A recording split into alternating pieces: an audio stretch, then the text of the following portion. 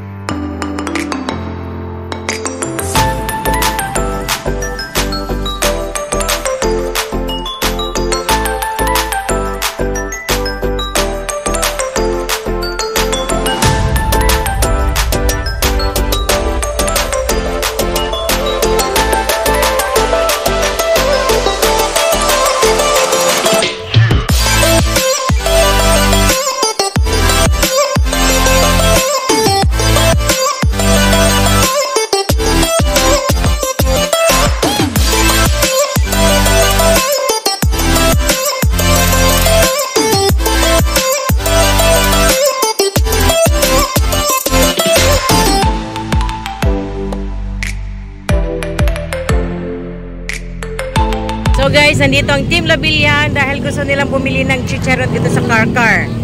Ayan. Chicharon sa Car-Car. Pili lang kayo, no? Marami dito. Ampaw, ayan. Bibili tayo guys. Anong gusto nyo, chicharon? Ayan, no? Dito lang yan sa Car-Car. Shopping ng chicharon in Car-Car. Uy, ganoon po. Grabe no. O, ayan. Nakabili kami guys. No? So masarap talaga ang chicharon dito kasi well known sila dito ng mga chicharon. Jai Jai. Ay si Jai Jai, oh. Diba dami, oh. Chicharon. Na-worth talaga bumili guys kasi mura at saka sobrang sarap pa. Ay no. Yeah, malutong. Sobrang harap. Hindi na ako makapagsalita. Ito na si Lizel Tapay Bastida, ang Team Labilyan. Uy, ginabi na kami.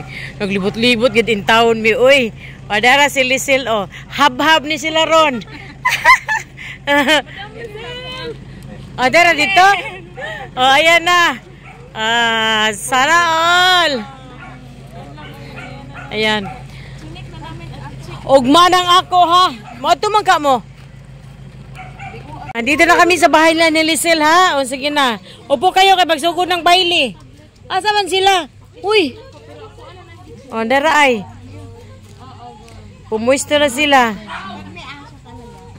Ang daming niluto na handa. Ay, ang saging. Tinundaan ay yun ni Lizel. O, ayan. May saging. Ay, ginoo ko. O, diba? Si Jai ang model sa saging. O.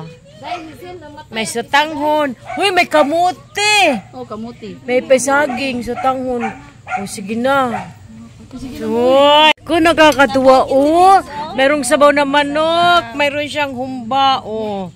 Diba? Uy, may kamote, may saging. Ay, ginoo ko, Team Labilyan, nangangapit bahay dito sa ginamungahan. Ang layo talaga. Uy, salamat. Ako ginoo. Kuha na mo dali na. Kauna, ayun, oh. Bye, Lizel. Super busog. Ang daming pagkain. Pero kinain ko lang ha, saging lang. Saging lang ang kinain ko tapos yung manok na sabaw.